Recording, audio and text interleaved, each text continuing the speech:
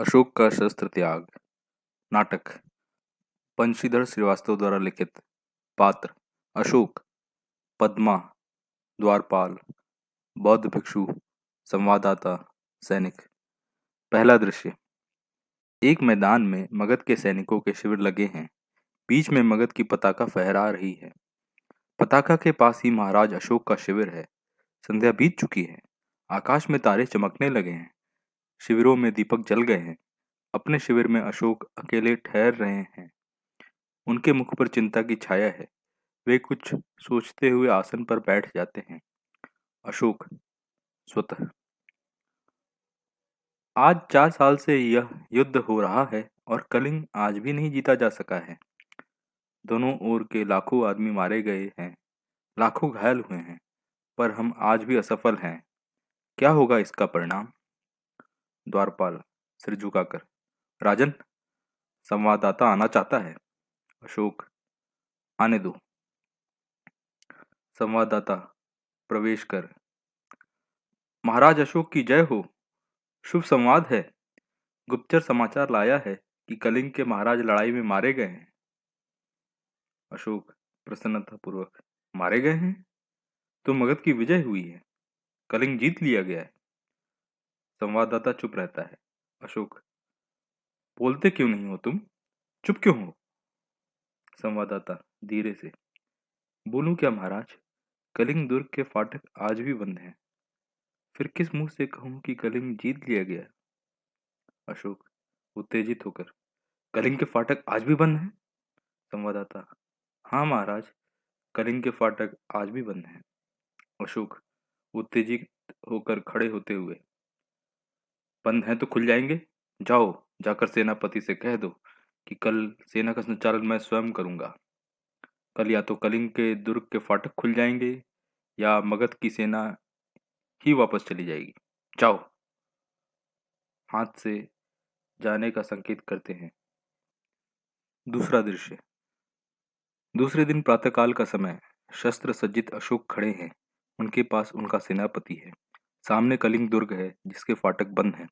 अशोक: मेरे वीर सैनिकों, आज 4 साल से युद्ध हो रहा है, फिर भी हम इस कलिंग को जीत नहीं पाए हैं।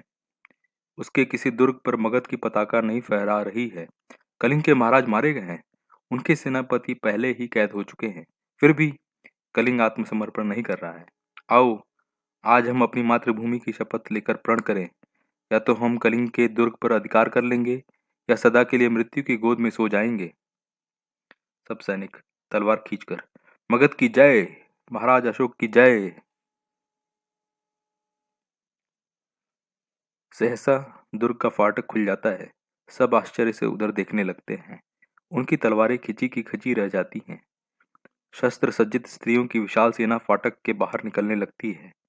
सेना के आगे पुरुष वेश में एक वीरांगना है जो सैनिक के वेश में साक्षात चंडी सी दिखाई देती है।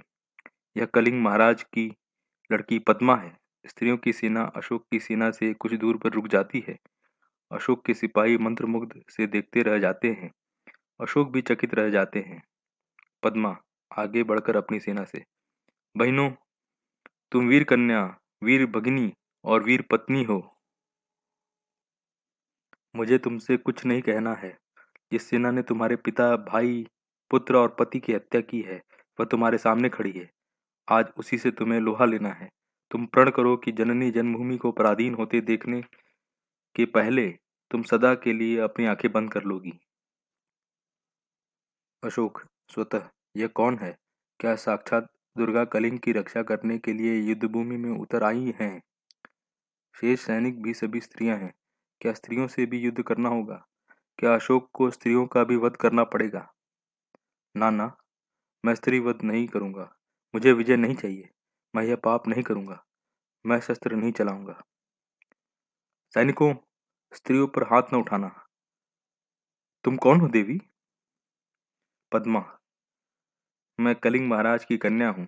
मैं हत्यारे अशोक की सेना से लड़ने आई हूँ। जब तक मैं हूँ, मेरी ये वीरांगनाएं हैं। कलिंग के भीतर कोई भी पैर नहीं रख सकता। कहाँ है अशोक? कहाँ है मेरे पिता का हत्यारा? मैं उससे द्वंद्व युद्ध करना चाहती हूँ। अशोक: अशोक तो मैं ही हूँ राजकुमारी, दोषी मैं ही हूँ, परंतु तुम स्त्री हो, तुम्हारी सेना भी स्त्रियों की है। मैं स्त्रियों पर शस्त्र नहीं चलाऊंगा। पद्मा, क्यों महाराज? अशोक, शास्त्र की आज्ञा है राजकुमारी। पद्मा, और शास्त्र की आज्ञा है कि तुम निरपराधियों की हत्या करो।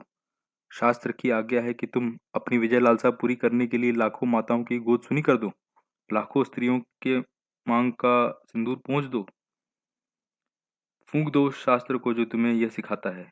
मैं तुमसे शास्त्र सीखने नहीं आई हूँ, शस्त्रों से युद्ध करने आई हूँ। तुम हत्यारे हो, मैं अपनी बलि चढ़ाकर तुम्हारी खून की प्यास बुझाने आई हूँ। अपने सिपाहियों से कहो कि तलवार उठाएं। कलिंग की स्त्रियां तुमसे कुछ नहीं चाहती हैं, केवल युद्ध चाहती हैं। अशोक सिर झुका लेते हैं। पद्मा, क्यों? सिर क्यों झुका लिया महाराज? मैं युद्ध चाहती हूँ, केवल युद्ध। आज आपके भीषण युद्ध की पूर्णाहुति होगी। अशोक, बहुत हो चुका राजकुमारी, मैं अब युद्ध नहीं करूंगा, कभी युद्ध नहीं करूंगा। तलवार नीचे फेंक देते हैं। पद्मा, यह क्या महाराज? अशोक अपने सैनिकों से, तुम भी अपनी तलवारें नीचे फेंक दो। आज से अशोक तुम्हें कभी किसी पर आक्रमण करने की आज्ञा नहीं देगा। फेंक दो अपनी तलवारें। सब सैनिक अपनी तलवारें फेंक देते हैं। पद्मा आगे बढ़कर, मैं बुलावे में नहीं आ सकती महाराज, मैं तुमसे युद्ध करूंगी, मुझे अपने पिता का बदला लेना है। अशोक सिर झुकाकर, तो लीजिए बदला राजकुमारी। मैं अपराधी हूँ, जिस अशोक ने लाखों का सिर काटा है और जिस अशोक का सिर आज तक किसी के आगे नहीं झुका, वह आपके आगे नत है। काट लीजिए इस सिर को। मैं हथियार नहीं उठाऊंगा, मेरी प्रतिज्ञा अटल है। अशोक सिर झुकाकर खड़े हो जाते हैं। पद्मा, तो जाइए महाराज, स्त्रियां भी निहत्थों पर वार नहीं करेंगी। आप अपनी प्रतिज्ञा की रक्षा के लिए जीवित रहिए।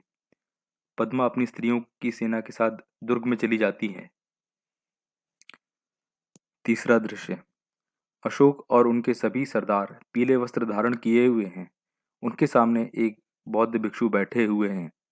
बौद्ध भिक्षु अशोक से, कहो मैं प्रतिज्ञा करता हूँ कि। अशोक, मैं प्रतिज्ञा करता हूँ कि। बौद्ध भिक्षु, जब तक मेरे शरीर में प्राण रहेंगे। अशोक, जब तक मेरे शरीर में प्राण रहेंगे। बौद्ध भिक्षु, अहिंसा ही मेरा धर्म होगा। अशोक, अहिंसा ही मेरा धर्म होगा। बौद्ध भिक्षु, मैं सबसे प्रेम करूंगा और मेरी करुणा का सदा व्रत सबको मिलेगा। अशोक, मैं सबसे प्रेम करूंगा और मेरी करुणा का सदा व्रत सबको मिलेगा। बौद्ध भिक्षु, प्रतिज्ञा करो कि जब तक जीवित रहूंगा अपनी प्रजा की भलाई करूंगा, सब प्राणियों को सुख और शांति पहुंचाने का प्रयत्न करूंगा, सब धर्मों को समान दृष्टि से देखूंगा। अशोक, मैं प्रतिज्ञा करता हूं कि मैं शक्ति भर आपकी आज्ञा का पालन करूंगा। बौद्ध भिक्षु, बोलो। बुद्धं शरणं गच्छामि, धर्मं शरणं गच्छामि, संघं शरणं गच्छामि। सभी, बुद्धं शरणं गच्छामि, धर्मं शरणं गच्छामि, संघं शरणं गच्छामि। पटाक्षेप।